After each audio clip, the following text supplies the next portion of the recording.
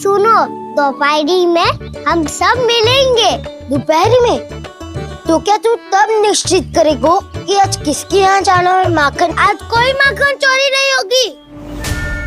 क्षमा करना राव, भैया के का समझाने के बाद भी जिसके समझ में कछु ना आई होगी उसके घर चोरी तो करनी पड़ेगी आज।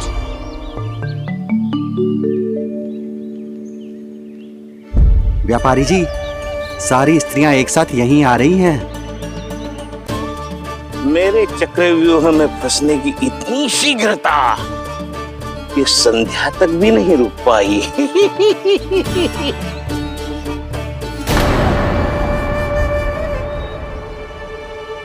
पर ये आपके तरफ ध्यान क्यों नहीं दे रही हैं?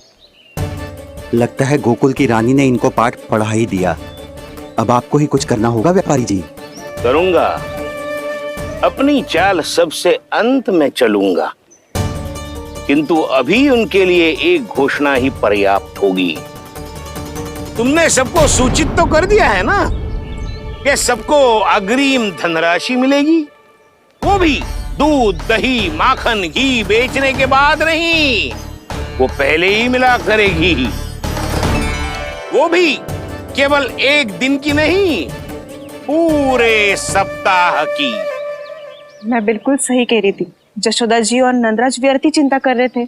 यदि इन व्यापारी जी के मन में कोई मैल होता तुझे अग्रिम धनराशि थोड़ी ना देते। बात तो तुम सही कह रही हो सुलक्षणा।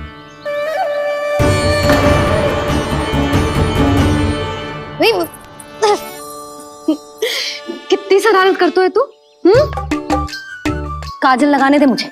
भैया पहले मुकुट लगाओ ना।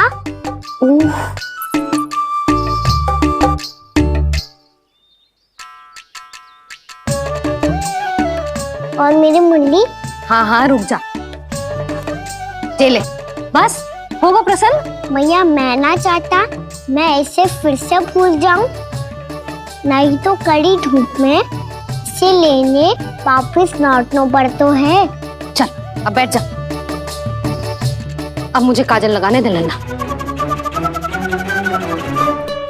भैया इतना सारा काजल मत लगाओ, छोटा सा बालक लगता हूँ मैं। आहा, नखरे तो देखो, इतना सज धज के तो तेरे बाबा भी ना जाते बाहर, दृष्टि लग जाएगी नल्ला।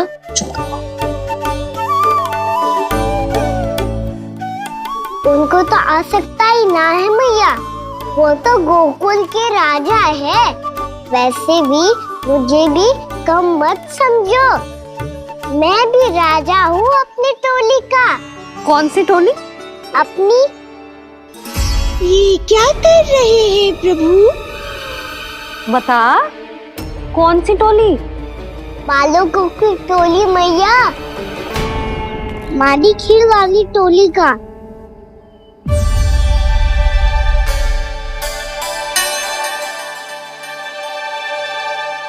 क्या हुआ जी? देखो जी, आप इतनी चिंता मत ही करो। आप गोकुल के राजा हो और जे बालकों की टोली का राजा है, तो मैं भी जसोदा हूँ, मैं कोई कम थोड़ी ना हूँ। मैं भी गोकुल की स्त्रियों की रानी हूँ। मैंने सबको समझाओ है, सब समझ गई हैं। उपनंद भैया से बात करके आ रहा हूँ अभी। पता चलो है कि उस व्यापारी ने अग्रिम राशि का लोभ दिया है सबको। मुझे ना लगता तुम्हारे समझाने का कोई लाभ हो। अभी तो ये सब समझ के गई, बोल के भी गई कि अब उस व्यापारी के फेर में ना फंसेंगी। इतनी शीघ्र पलट गई, इन सब में अपनी बुद्धि ना है क्या? जब कोई विकार मन में बस जाता है ना यशोदा, तो सूझबूझ सब समाप्त हो जाती। तो मुझे ही कच्चू करना पड़ेगा। मैया मैं जाऊं? हाँ तू जा।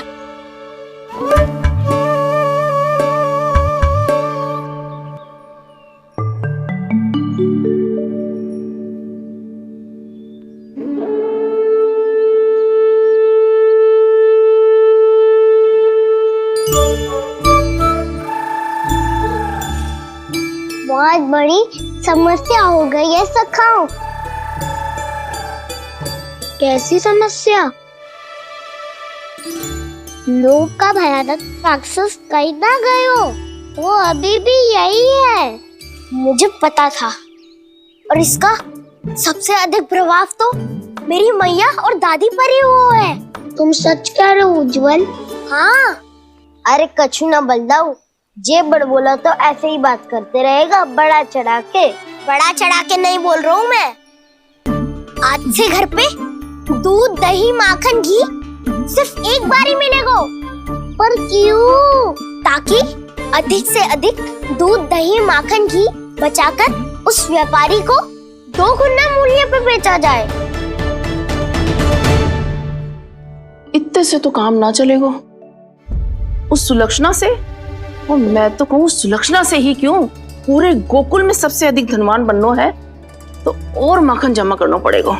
हाँ हाँ मैया, लाओ मैं इसे ऊपर रख देती हूँ। चोरी चुपके से खा तो ना जाएगी ना?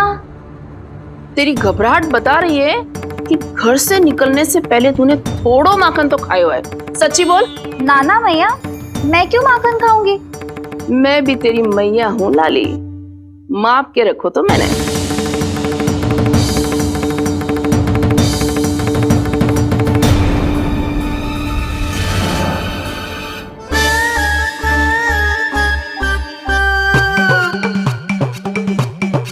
हाय रे, तूने तो सच्ची में माखन खायो है।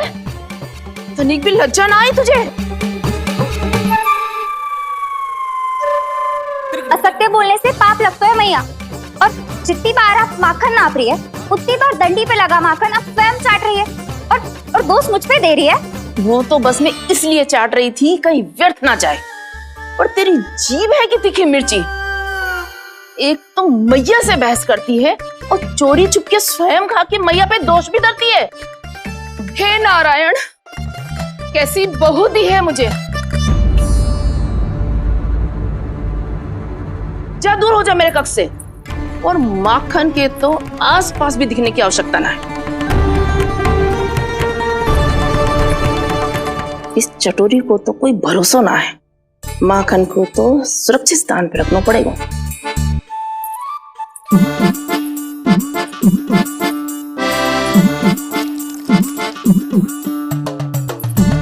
यदि बहू ने अब मटकी उतारने को प्रयास किया तो अचानक पानी गिर जाएगा और घबरा के वो चिल्लाएगी और मुझे पता पड़ जाएगा। मैया,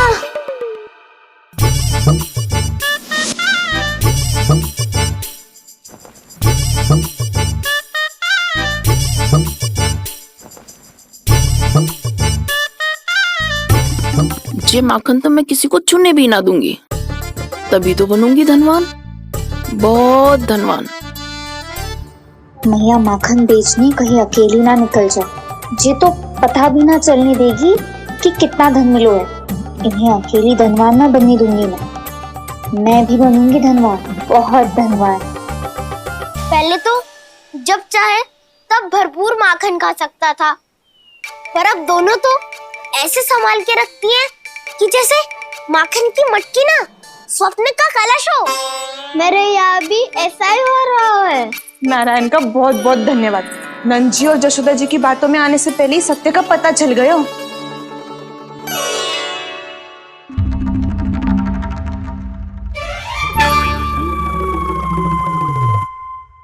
ये इतना सारा माखन? दृष्टि मत लगा। पेट पे पट्टी बांध के रात रात भर भूखा रह के बड़ी कठिनाई से माखन इकट्ठा किया है जे। तो क्या आपने निर्णय ले लियो है कि आप उस व्यापारी को वचन दे दोगी? अरे जब द्वार पे साक्षात लक्ष्मी जी हो तो द्वार बंद ना करते बावी। तू अभी छोटी है। मैं तो कहती हूँ तू भी अपने भविष्य के बारे में अभी से सोचना आरंभ कर दे। कटौती तो मेरे घर पे भी आरंभ हो गई है का ना। वो मैया ने कहा है या दूध चाहिए या दही चाहिए या माखन चाहिए, जो भी चाहिए एक ही बार मिलेगा।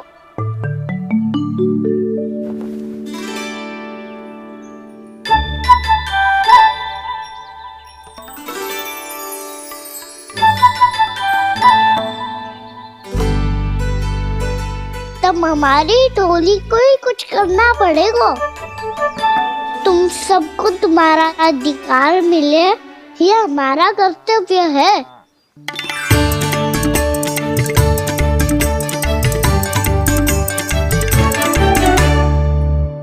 अब हम कछु ना कर सकते यशोदा। यदि अब मैंने उन्हें रोको तो उन्हें लगेगा कि मैं उनसे उनकी उन्नति का अधिकार छीन लूं। दूध दही माखन पे सबसे पहला अधिकार बछड़ों का होता है, फिर घर के बालकों का, और ये अधिकार हमें दिलाना चाहिए, है ना दाऊ?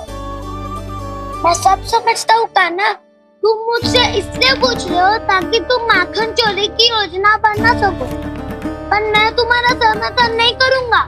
पर दाऊ, ना ना, पिछली बार तुमने ही कहा था ना कि हम ये चोरी केवल वानर महाराज की सहायता के लिए कर रहे हैं।